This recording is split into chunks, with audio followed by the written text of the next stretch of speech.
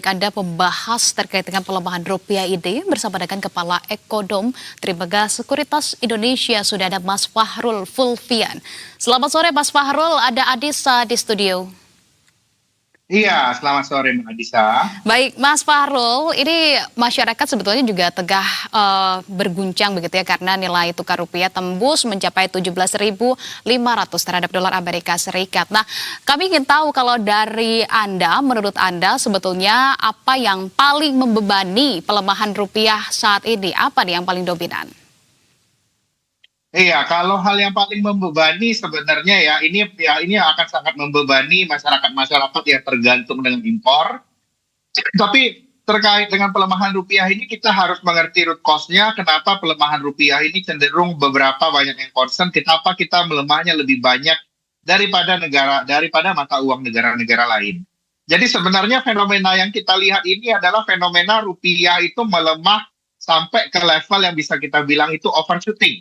Melemah jauh lebih dalam daripada yang seharusnya, yang mana fenomena ini biasanya terjadi dikarenakan adanya shock internasional, shock harga internasional yang tidak ditransmisikan ke domestik. Yakni kalau di Indonesia itu terkait dengan harga BBM. Jadi rendahnya inflasi kita lebih rendah dibandingkan negara-negara lain. Karena negara lain sudah menaikkan harga BBM-nya. Keputusan kita untuk tidak menaikkan harga BBM itu membuat sektor real tidak mengabsorb shock dari tingginya harga minyak ketika perang, sehingga sektor keuangan lah yang full untuk mengabsorb resiko tersebut. Dan ini kita bisa lihat di rupiah kita sekarang yang sampai 17.500. Pandangan saya ke depan seperti apa? Seharusnya rupiah itu jauh lebih kuat daripada yang sekarang, bisa kembali lagi ke bawah ke 17.000 kalau ada beberapa hal yang dilakukan oleh pemerintah. Yang pertama, tentunya kebijakan fiskalnya harus lebih, kita lihat itu harus sedikit restriktif. Kita saat ini berada di kondisi harga minyak yang tinggi, jadinya mungkin penyesuaian harga Pertamax akan menjadi hal yang baik. Itu yang pertama. Yang kedua, program pemerintah harus disesuaikan juga. Magnitudo dan jumlahnya. Dan yang ketiga adalah kita harus melihat Bank Indonesia harus menaikkan tingkat suku bunga BI rate bersama dengan memperbaiki kurva imbal hasil obligasi negara kembali lagi ke mode yang steep. Ketika kurva imbal hasil obligasi ini dibenarkan dan kembali, seharusnya kita akan melihat flow akan kembali, rupiah akan menguat. Tapi memang sebelum hal-hal tadi itu dilakukan, kita akan masih cenderung melihat pelemahan rupiah, overshoot di atas 17.500 memang masih bisa terjadi. Oke, itu yang sangat membebani rupiah begitu ya, sehingga berada pada level 17.500 saat ini. Dan juga tentunya perlu ada sinergi antara pemerintah dan juga Bank Indonesia, termasuk seperti yang Anda sampaikan tadi, bisa ada optimisme untuk rupiah kemudian kembali menguat.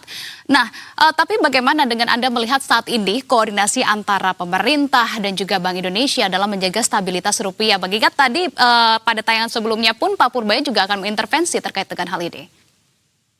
Saya lihat ke depannya ya terkait dengan ini harus ada beberapa perubahan approach yang dilakukan oleh kebijakan fiskal yang moneter. Yang pertama, kalau saya boleh kritik Pak Purbaya, stance kehati-hatian harus kembali. Kehati-hatian saja, ibaratnya ini ya, kalau kita ibaratkan ya sekarang ini kita ada balapan track lurus sudah selesai dan kita sudah bisa membuktikan kecepatan kita tinggi, pertumbuhan ekonomi 5,6%, dengan adanya shock harga minyak dan lain-lainnya, saat ini kita menghadapi belokan. Nah, ini yang harus di-aware baik dari kebijakan moneter ataupun fiskal, kita saat ini tidak bisa untuk berada dalam mode ngegas. Kita menghadapi tikungan di depan, dan kita memang saat ini harus agak ngerem. Fiskal agak ngerem, dan untuk Bank Indonesia harus diubah stance-nya, kebijakan terutama manajemen pasar obligasinya harus dirubah, harus dibuat kurva imbal hasilnya lebih steep, dan membiarkan imbal hasil itu meningkat sehingga investor asing bisa masuk tidak hanya ke SRBI, tapi juga ke surat berharga negara. Ini yang paling kita butuhkan. Itu yang paling penting. Nah, tapi kalau kita berbicara dengan bahasa sederhana begitu ya, karena memang nanti tentu akan berdampak juga bagi masyarakat. Mungkin kalau kita berbicara terkait dengan dampak, tadi sudah dibicarakan apa yang paling membebani rupiah bisa berada di level saat ini. Lantas dampaknya yang bisa ditimbulkan dari pelemahan rupiah saat ini sampai dengan ke akar rumput begitu akan seperti apa? Saya lihat yang pasti harga barang impor, terutama elektronik akan meningkat. Ya, karena ini memang trennya lagi global. Kita berada dalam dunia yang makin terfragmentasi, jadi kenaikan harga dan kenaikan inflasi itu akan terjadi dikarenakan pelemahan rupiah. Di sisi lain, hal yang mesti diperhatikan juga lah, tidak selamanya kebijakan dari rupiah yang lemah ini buruk, karena kita akan melihat ekspor kita, terutama daerah-daerah yang memiliki ekspor komoditas itu akan mendapatkan windfall profit yang akan meningkat, yang tentunya akan meningkatkan kesejahteraan. Jadinya dengan depresiasi ini ada wealth transfer dari daerah-daerah yang heavy import kepada daerah-daerah pengekspor. Kira-kira seperti itu, Mbak. Lantas bagaimana untuk menyiasatinya begitu ya bagi masyarakat, kemudian juga tentunya bagi para pelaku usaha kecil. Ini kan yang sangat memprihatinkan tentu dari para pelaku usaha kecil juga. Apa langkah yang paling realistis yang kemudian bisa dan juga dapat dilakukan oleh pemerintah saat ini menurut Anda? Saya rasa kalau untuk keuangan dunia usaha, terutama usaha kecil menengah, saya rasa exposure terhadap kebutuhan impor mesti dikurangi. Dan di dunia yang makin terfragmen ini kita harus lebih memikirkan bagaimana produksi dalam negeri kita harus bisa ditingkatkan. Jadinya yang komponen impor mesti dikurangkan. Kalau dari pemerintah seperti yang saya ceritakan tadi, harus ada perubahan orientasi kebijakan. Karena saat ini bukan fase kita ekonominya bisa ngegas dulu. Ini adalah fase sedang ada belokan. Ketika ada belokan itu harus bisa kita hadapi dengan baik.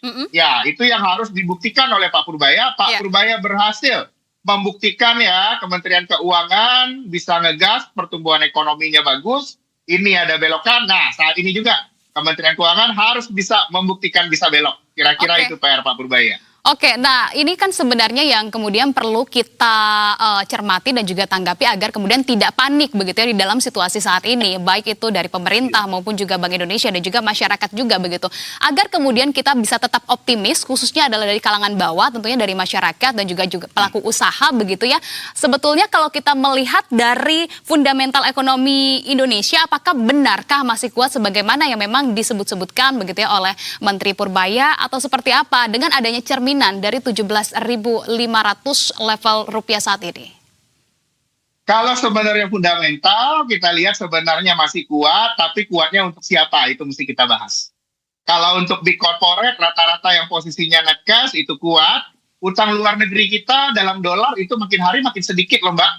Jadi sebenarnya dampak dari pelemahan rupiah itu tidak separah yang dipersepsikan dari berbagai macam kalangan sebenarnya. Baru akan parah kalau hutang dalam nominasi dolar kita tinggi, itu nggak kejadian. Tapi memang ke depannya saran saya, kita berada dalam kondisi global yang makin tidak menentu.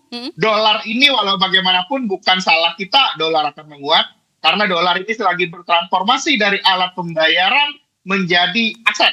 Sehingga ke depan untuk kita bisa lebih survive, arahannya adalah kita harus lebih banyak mendiversifikasi penggunaan mata uang lain, terutama untuk UMKM ataupun perusahaan yang ekspor-impor. Kalau memang ekspor dan impornya itu banyak dilakukan ke China, bertransaksilah dengan renminbi, itu salah satu solusinya. Jangan pakai dolar lagi, itu kondisinya. Karena dolar ini dalam jangka panjang, Mbak, setelah deglobalisasi yang di follow up-nya itu adalah dedolarisasi, availabilitas dolar ini makin hari akan semakin sedikit. Karena itu kita harus aware, jangan terlalu bergantung sama dolar. Kira-kira seperti itu. Oke, diversifikasi juga turut menjadi kunci. Terima kasih kalau begitu atas informasi dan juga pandangan yang sudah dibagikan di Berita Satu Sore. Kepala Ekonom Trimegah Sekuritas Indonesia, Fahrul Fulvian. Selamat sore, selamat beraktivitas. Selamat sore. Terima kasih.